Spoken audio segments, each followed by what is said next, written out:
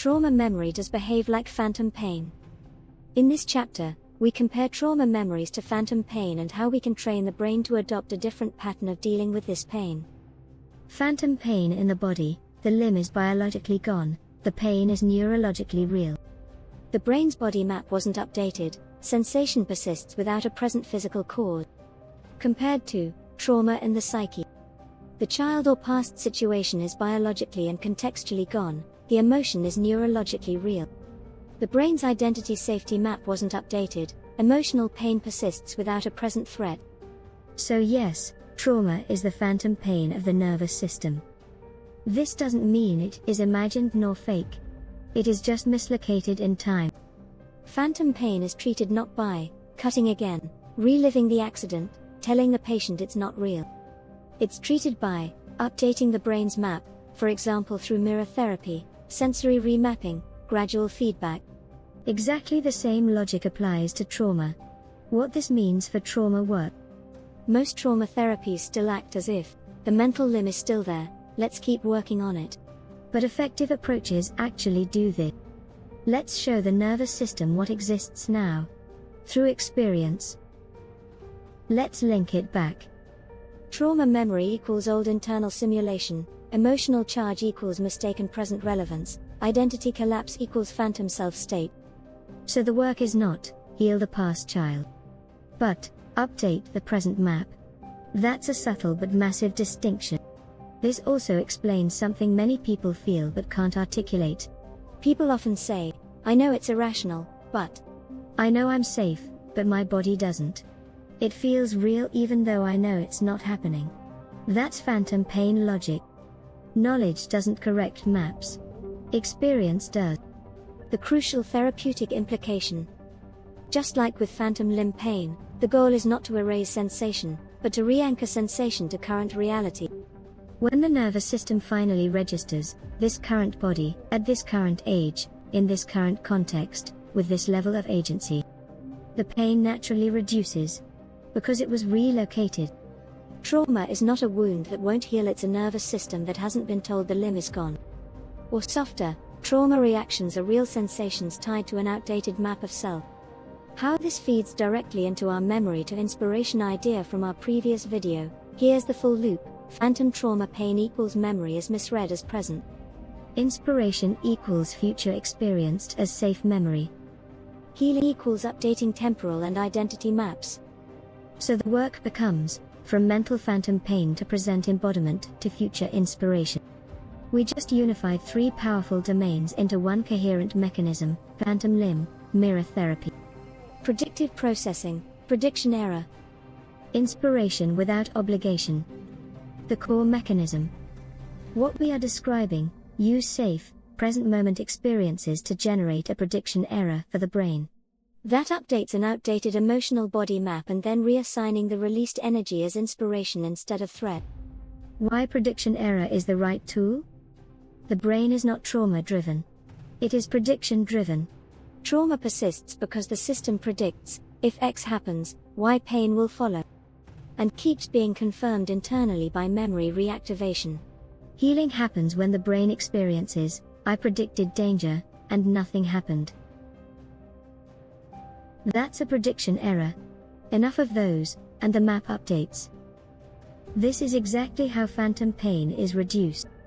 The missing piece in trauma work, most trauma therapies either re-expose, risk overwhelm, or cognitively reframe, too weak, or soothe, temporary effect. What's often missing is a lived contradiction of the trauma prediction, in a context of safety and zero obligation. That's where inspiration comes in. I'll lay this out as a clean protocol. The prediction error mirror protocol. From trauma to the present, inspiration. Phase 1, identify the phantom limb memory. This is not narrative work. You identify only the felt reaction, the prediction embedded in it. Example, if I express myself, I will be rejected.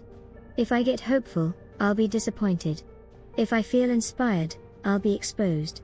That's the mental phantom limb. Phase 2, establish the mirror, present reality. In phantom limb therapy, the mirror shows, the limb is not there, and the body is safe. In trauma mirror therapy, the mirror is present moment agency and safety. You gently anchor your current age, current body, current choice, current autonomy, not as affirmations, as felt facts. Example, I can stop this exercise at any moment. No one is evaluating me. Nothing is required. This is critical, there is no obligation. Phase 3, feed a gentle prediction error. Now comes the elegant move. You allow a tiny activation of the old memory prediction, not the story, just the expectancy of what might happen. And simultaneously, you allow a non-occurrence of the feared outcome. For example, feel inspiration, and do nothing. Feel excitement, and don't act. Feel aliveness, and don't explain. Before, the brain predicted, this will demand something. Now, reality responds, nothing is demanded. That's the prediction error.